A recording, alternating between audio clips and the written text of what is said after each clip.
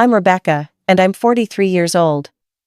6 months ago, my world came crashing down when my husband, Daniel, lost his 2-year battle with cancer.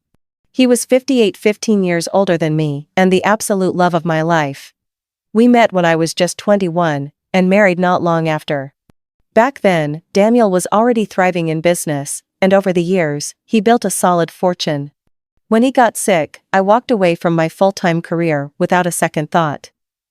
Those 2 years were brutal. Watching someone you love fade a little more each day is a pain I wouldn't wish on anyone. But I stayed by his side until the very last moment, holding his hand as he took his final breath in our bedroom. After the funeral, I learned the full scope of what Daniel had left me: our beautiful home in the best neighborhood in town where we'd lived for 15 years, a downtown apartment we'd been renting out, a peaceful country house by the lake where we spent countless weekends, 2 luxury cars, a Porsche and a Mercedes, and over $1.5 million spread across various accounts. I chose to stay in the house. Too many memories to walk away from. The downtown apartment is earmarked for my son, Jack, when he graduates from college. He's 20 now, studying engineering across the country. Daniel always said Jack had a sharp mind and a good heart. As for me, I'm done with marriage. When you've already found your once-in-a-lifetime love, you don't go searching for a replacement. I decided to put some of the money towards something meaningful, a donation to a cancer research foundation. And while I could have stopped working altogether, I went back to a part-time marketing job, mostly to keep my mind busy. Life was moving forward, until last week. The phone rang. It was my parents. "Rebecca, honey, we need to talk to you about something important," Mom said, Dad chiming in from speakerphone. "It's about Lindsay. She's getting married next spring. We were hoping you could help, financially." Lindsay. My younger sister, by 10 years. The baby of the family, pretty, bubbly, and somehow always managing to land on her feet without putting in much effort. "Help, how?" I asked. "Well, you know, weddings are expensive. She and Tyler are just starting out." I sighed. "Okay, let me call her and see what she's thinking." When I called Lindsay, she squealed like a teenager. "Oh my God, Rebecca. I'm so excited you called. Did Mom and Dad tell you about the wedding?" "Yeah, they mentioned you might need some help," I replied. Her voice went up another octave. "Oh, I have the most amazing ideas. So Tyler and I want to have this huge ceremony at the Riverside Country Club. You know, the really fancy one?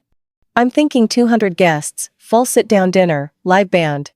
And I found the dress at that bridal boutique downtown. It's $3,000, but it's perfect." She kept going: flowers, photographer, videographer, luxury decorations. I sat there with the phone pressed to my ear, mentally adding up the numbers, and let me tell you, this was easily creeping into 6-figure territory. When she finally paused for air, I said, "Lindsay, that all sounds beautiful, but do you have any idea what that would cost?" She hesitated. "Not exactly. That's why I'm hoping you can help. I mean, you have all that money now." There it was. No hesitation, no tact, just the assumption that my loss was her lottery ticket. I took a breath. "Lindsay, I'm willing to give you $50,000 toward your wedding. That's my gift to you and Tyler. The rest will need to come from you, Tyler, his parents, or Mom and Dad." Her voice dropped a notch. "50,000? That's it? Lindsay, most people pay for their own weddings. 50,000 is generous." She mumbled something that could have been, "Thank you," and hung up. I thought that would be the end of it. I had no idea just how wrong I was. Lindsay's voice bubbled with excitement as she painted her picture-perfect wedding in vivid detail. She gushed about the $3,000 dress she had to have, and the band she'd seen at Sarah's wedding. "They're incredible, Rebecca, but yeah, they're not cheap." I sat there, phone pressed to my ear, listening as she ticked off flowers, photographers, videographers, rental cars, towering floral arches, crystal tableware, the kind of list you'd expect from a celebrity wedding planner, not my little sister. When she finally took a breath, I asked, "Lindsay, do you have any idea how much all of this is going to cost?" "Not exactly," she admitted, "but that's why I'm hoping you can help. You have all that money now." That hit me like a slap. She wasn't even trying to be subtle. Daniel's death and the inheritance had become her ATM passcode. I kept my voice steady. Lindsay, what you're describing will run well over $100,000. That's not realistic. But Rebecca, you can afford it. Daniel left you so much. That's not the point, I said, heat rising in my chest. A wedding shouldn't cost more than a house down payment. Silence. Then, in a smaller voice, so, how much would you be willing to give me? I thought for a moment, weighing fairness against boundaries. 50,000. That's my gift to you and Tyler. The rest will need to come from you, Tyler, his parents, or mom and dad. Her reply was flat, 50,000. That's it? Lindsay, most people pay for their own weddings. 50,000 is an extraordinary gift. She muttered something that might have been thanks before hanging up. The next morning, I went to the bank, opened a separate account, transferred exactly $50,000 into it, and added Lindsay as an authorized user. No wiggle room, no extra cushion. That Sunday, I drove to my parents' house for dinner. Lindsay and Tyler were already there. Tyler, quiet, polite, working in IT, seemed genuinely kind, though I suspected he had no clue about the conversation Lindsay and I had just had. Once we were seated around the dining table, I decided to make it crystal clear. Lindsay, I said, looking her in the eye, I've opened a separate account with $50,000 for your wedding. That's my gift to you and Tyler. Dad's eyebrows rose. That's very generous, Rebecca, he said, but his tone carried that unmistakable edge like he thought I should have gone higher. It is generous, I replied firmly, most people don't get that kind of help with their weddings. Lindsay gave a tight smile and focused on her plate. Tyler looked genuinely surprised, which told me Lindsay hadn't mentioned the amount to him. Mom kept glancing at me between bites, her expression a mix of disappointment and disapproval. I refused to let their silent judgment rattle me. $50,000 could fund a beautiful wedding, maybe not a Hollywood production, but something memorable and elegant. If they wanted more, they could find the money themselves. Over the next few weeks, I threw myself into my routine.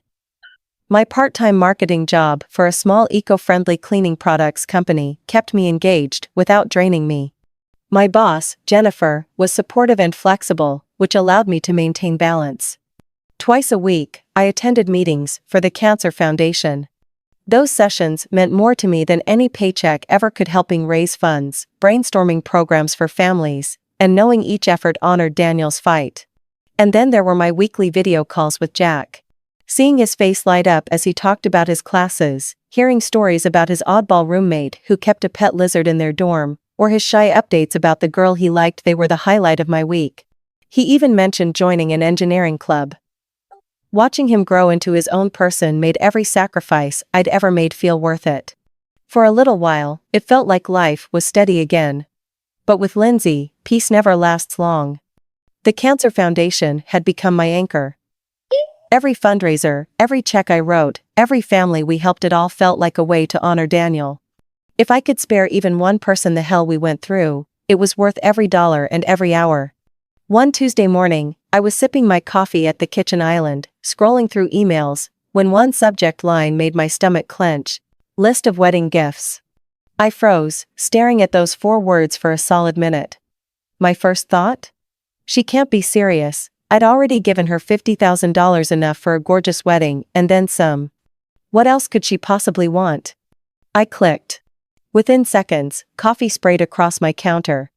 It was an actual list, numbered, bolded, and impossible to misread. The downtown apartment. The Porsche. The country house. Daniel's Rolex. A 2-week honeymoon in the Maldives. It read like something ripped from a billionaire's wish list. The apartment alone was worth $500,000. The country house? More. And that Rolex, Daniel wore it nearly every day for 20 years. I'd planned to give it to Jack when he graduated, a piece of his father he could keep forever. I sat there, pulse pounding in my ears, rereading the email like maybe it would change on the 3rd pass. It didn't. I knew exactly how a phone call to Lindsay would go: tears, accusations, and within the hour, my parents on the line telling me I was hurting my baby sister's feelings. It was like someone cracked open a box I'd shoved to the back of my mind years ago, and every memory came spilling out. When Lindsay was born, I was 10. Other kids my age spent weekends at sleepovers or riding their bikes until the streetlights came on. Me? I was making bottles and rocking her to sleep while Mom complained she was too exhausted and Dad worked late. At 16, when I got my first job bagging groceries, I thought I'd finally have spending money. Instead, most of my paycheck went to the electric bill or whatever Lindsay needed that month: dance shoes, school trips, piano lessons. By the time I got into college on a full scholarship, thank God I was still sending money home. Even when I was scraping by, buying used textbooks and living on ramen, if Mom called saying Lindsay needed something, I'd find a way. When I married Daniel, I paid for the entire wedding myself. My parents didn't put in a single dime. Mom's exact words? Well, Daniel has money, so you don't need our help. As if his success meant he owed them. Then came Jack. I was 24, juggling a newborn and a husband who traveled for work. Did Lindsay, then 14, ever offer to babysit? Not once. Did my parents step in? Only if it was convenient. Years later, when Lindsay headed to college for her art history degree, I wrote tuition checks for 4 years straight while she partied every weekend. I covered her rent for the first 6 months after she graduated so she could get on her feet. And now, here she was, treating my husband's life's work like her personal grab bag. I closed my laptop, my hands trembling not from sadness, but from a deep, simmering anger. This wasn't just about money. This was about decades of giving, decades of sacrificing, and realizing that for Lindsay, nothing I did would ever be enough. After graduation, I even covered Lindsay's rent for the first 6 months in her new apartment so she could focus on finding a job. And now, after all those years of helping, she had the audacity to demand my downtown apartment, my Porsche, the country house, Daniel's Rolex, and a luxury vacation that costs more than what most Americans make in a year. I stared at her email for a good half hour, replaying every memory every time I'd bailed her out, every bill I'd quietly paid, every sacrifice I'd made that she never once acknowledged. I forced myself to take a breath and try to be reasonable. Scrolling through her ridiculous list again, I picked the least outrageous option, the Maldives trip. 2 weeks in a nice resort, about $18,000 total. Still a splurge, but far less insane than handing over property worth hundreds of thousands, I typed. Lindsay, I've already given you $50,000 for your wedding. That is my gift. However, I'm willing to also cover your honeymoon to the Maldives. That is my final offer. I hit send, closed my laptop, and thought maybe, just maybe, that would settle it. 10 minutes later, my phone buzzed, another email from Lindsay. That's not how this works, Rebecca. I need all of these things, not just one. You have so much, and I have nothing. Pick all 5 or don't bother. I read it 3 times, each pass tightening the knot in my chest. The arrogance was staggering. She wasn't asking, she was demanding half of what Daniel had worked his entire life for, plus an extravagant vacation on top. I grabbed my phone and hit call before I could stop myself. She answered on the second ring. What the hell is wrong with you? I demanded. What? She snapped, already defensive. You're asking for hundreds of thousands of dollars worth of gifts. Do you realize how insane that is? It's not insane, she shot back. You have all that stuff just sitting there. Daniel left you an apartment, the country house, 2 cars, his watch, plus all that money. What do you even need it all for? You're never getting married again. Her words made my skin crawl. I took a slow, deliberate breath. I have a son, Lindsay. Your nephew.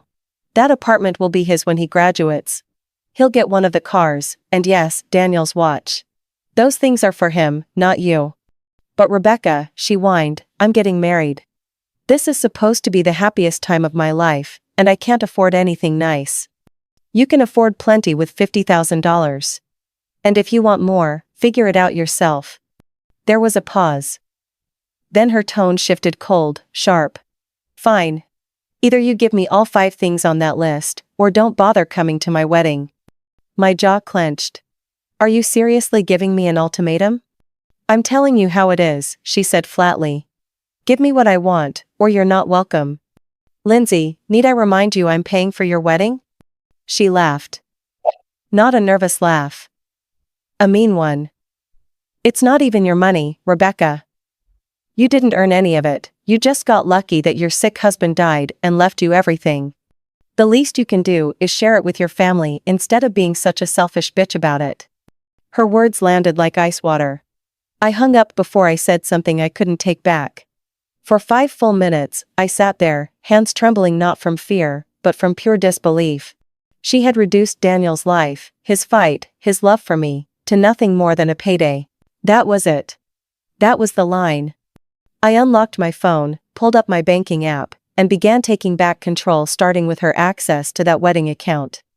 It took me less than 2 minutes to shut her out completely. One click revoked her access to the wedding account. Then I went line by line, canceling every single deposit tied to that money: the venue, the caterer, the florist, the photographer gone.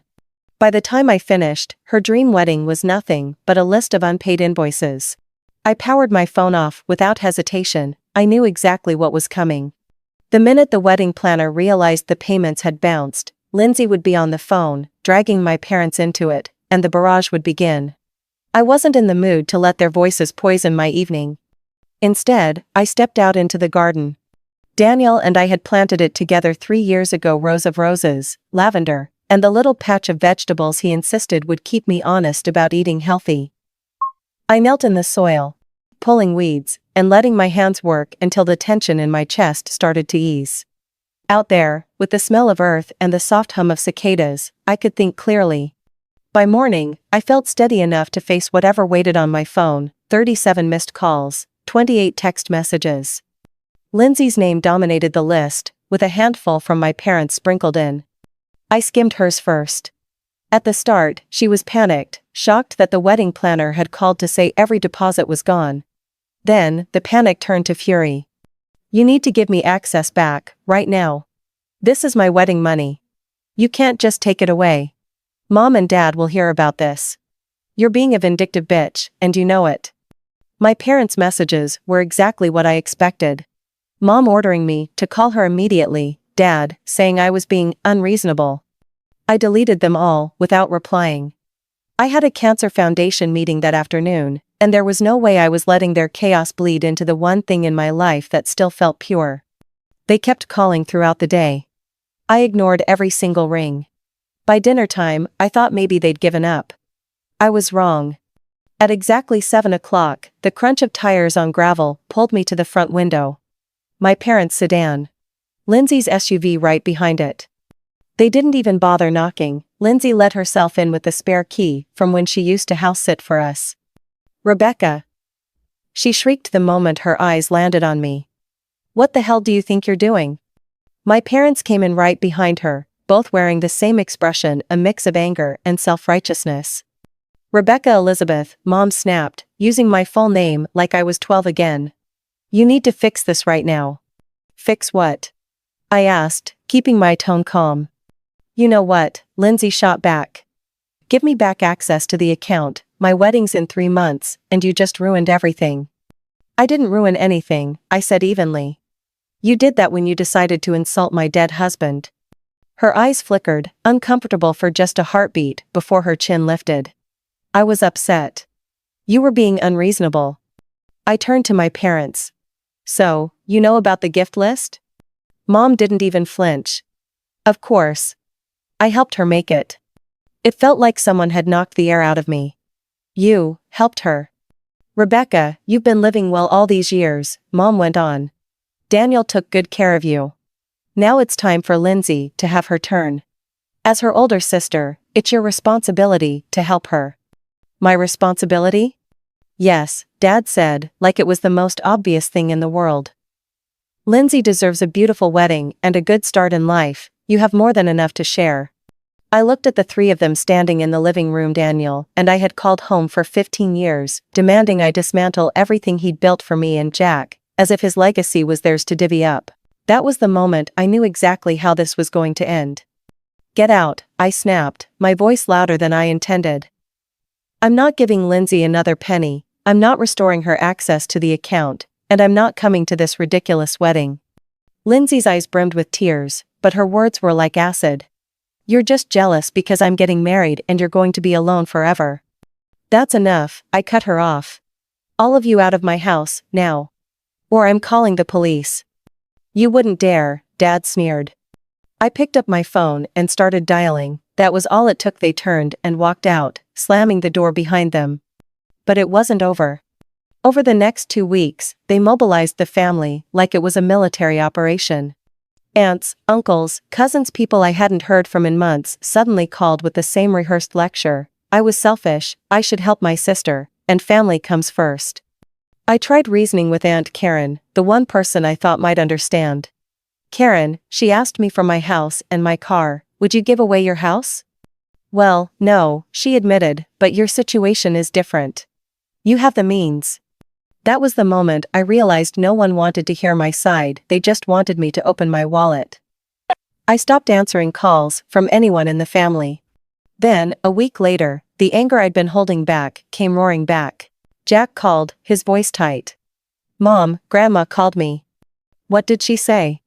She said if I don't convince you to help Aunt Lindsay, she's going to disown me, said I won't be welcome at family gatherings anymore, and she won't help pay for my college. The blood drained from my face, then came rushing back in a hot wave. Jack, listen to me carefully. Your grandmother isn't paying for your college, I am, and she has absolutely no right to drag you into this mess. I told him everything, Lindsay's outrageous list, the ultimatum, the disgusting things she'd said about Daniel, and how my parents had helped her make the list. Jack stayed silent until I finished. Then he said, Mom, if they're willing to cut me off because you won't give Aunt Lindsay a house and a car, maybe I don't want a relationship with them anyway. My chest swelled with pride. At 20 years old, my son had more sense than the rest of my family combined. I love you, Jack. I love you too, Mom. And, for what it's worth, I think Dad would be proud of you for standing your ground. That night, I slept better than I had in weeks. At least one person in my family saw things clearly. The next 3 months passed quickly. I buried myself in work and my volunteer commitments. The Cancer Foundation was gearing up for its annual fundraising gala, and I was on the organizing committee. Planning menus, booking speakers, coordinating donations, it kept my mind busy and my heart steady. Jack and I talked every week, sometimes twice. He was thriving, aced his midterms, made new friends, and finally asked out the girl he'd been crushing on for months. They went to a campus movie night, and when he called afterward, his voice was lighter than I'd heard in a long time. Mom, are you okay? With everything? You know, with Grandma and Aunt Lindsay? He asked during one call. I'm fine, sweetheart. Really? It hurt at first, but now? I'm relieved. No more constant demands, no more walking on eggshells. My life is quieter now, and that's not a bad thing. By the end of that month, the calls from the rest of the family stopped. Maybe they'd finally realized I wasn't budging. My phone stayed blissfully silent. Then, one evening in early May, I was scrolling through Facebook when I saw Lindsay's wedding photos, posted by one of my cousins. I hesitated, knowing I shouldn't look, but curiosity won. The wedding wasn't the grand country club spectacle she'd dreamed of.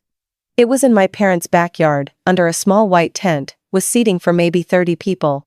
Lindsay wore a simple gown, pretty, but nowhere near the $3,000 designer dress she'd been obsessed with. For the first time in months, I didn't feel anger. I just felt clarity. The flowers in the photos looked like they'd been grabbed from a grocery store bouquet aisle that morning, and instead of the elegant band she once bragged about hiring, there was a young man, someone's cousin, strumming an acoustic guitar. And you know what? It actually had a certain charm. If Lindsay had dropped the entitlement and the grand demands, she could have had a truly beautiful, intimate wedding. The $50,000 I offered in the beginning would have covered everything in those photos, and there would have been money left over for a nice honeymoon, but that was her decision.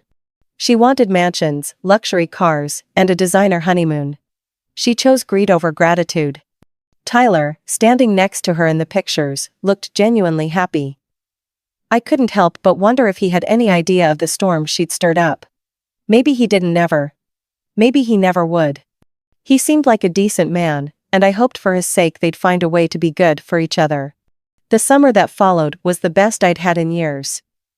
I spent long weekends at the country house, reading by the lake until the sun dipped low and the water shimmered gold. I tended the garden Daniel and I planted together rows of vegetables and flowers that seemed to carry pieces of him in every bloom. I treated myself to a spa weekend with friends from work, the kind where you leave with your shoulders 2 inches lower and your mind 1,000 miles lighter. I even took a pottery class, half expecting to fail miserably, and ended up being surprisingly good at it. Then, one afternoon in August, a text came in from an unfamiliar number. "Hi Rebecca, this is Tyler. I hope it's okay that I'm texting you. I got your number from Lindsay's phone. I just feel like there are some misunderstandings in the family that maybe we could work through." I stared at the screen for a long moment before replying. "Hi Tyler. I appreciate you reaching out, but there aren't any misunderstandings. Lindsay knows exactly what she did. I hope you two are happy together." No reply came after that. And truthfully, I felt a twinge of sympathy for him. He was probably trying to patch a crack in a wall without realizing the whole foundation was rotten. But it wasn't my job to fix my sister's marriage before it even found its footing. In September, Jack turned 21. I drove out to his college to spend the weekend celebrating. We had dinner at a nice steakhouse in town, and after dessert, I slid a small box across the table. Inside were the keys to Daniel's Porsche, the one Jack learned to drive in back in high school, the one Daniel always called his Sunday car. Jack's eyes widened. "Mom, are you sure? This is Dad's car." "Your dad wanted you to have it," I told him. "He told me so before he got too sick to drive." He blinked back tears. "I miss him." "I miss him too, sweetheart. But he'd be so proud of the man you're becoming." The rest of the weekend, Jack proudly showed me around campus. I met his friends, saw the engineering lab he practically lived in, and watched him in his element, confident, respected, happy. It reminded me what really matters. Not petty family drama, not greedy demands. The people who truly love you, that's where the value is. Driving home, I knew exactly what I was going to do. That $50,000 I'd set aside for Lindsay's wedding, the money she spat back in my face, I was donating it to the Cancer Foundation. 1 week later, the donation was made. The foundation's director called me personally, her voice warm with gratitude, telling me the money would fund a new support program for caregivers. That felt right. That felt worthy. It's been 6 months since Lindsay's backyard wedding. I haven't heard a word from my parents, my sister, or anyone else in that side of the family. No birthday calls. No Christmas cards. Not even a stray text. And you know what? I'm perfectly fine with that. I have a son who loves and respects me. I have friends who enjoy my company for who I am, not for what I can give them. I have meaningful work that actually makes a difference. I have Daniel's memory and the life we built together, full of love, laughter, and shared dreams. Most importantly, I have my self-respect. I didn't let anyone guilt me into giving away what Daniel spent his life building for me and Jack. I didn't reward bad behavior or feed someone's sense of entitlement just to keep the peace. People sometimes ask if I regret how it all went down. My answer is always the same. I regret that my family showed me who they really are, but I do not regret standing up for myself. Lindsay made her choice when she decided that insulting my late husband was an acceptable way to get what she wanted. My parents made theirs when they backed her demands instead of calling out her behavior. And I made mine. I chose dignity over comfort. I chose self-respect over being a doormat. I chose to honor Daniel's memory, rather than let someone speak about him as if his life and love were worth nothing. And I would choose it again every single time. This story is a powerful reminder that setting boundaries is not selfish, it's essential. Rebecca's journey shows that no matter how much love or history exists, family ties do not entitle anyone to your money, possessions, or emotional energy. True generosity comes from the heart, not from guilt or manipulation. When others try to exploit your grief, success, or stability for their own gain, you have the right to say no without apology. Her strength in refusing unreasonable demands demonstrates that protecting a loved one's legacy can be just as important as honoring their memory. By redirecting her resources toward causes that truly mattered, like cancer research, Rebecca turned a painful situation into something meaningful. For middle-aged readers, the lesson is clear. Self-respect often means making hard choices, even if it costs you relationships. People who love you for who you are will stand by you without conditions. Those who only value what you can give them were never truly on your side. In the end, peace comes from knowing you acted with integrity, kept your priorities aligned with your values, and invested in people and causes that honor the life you've built, not those who try to take it from you.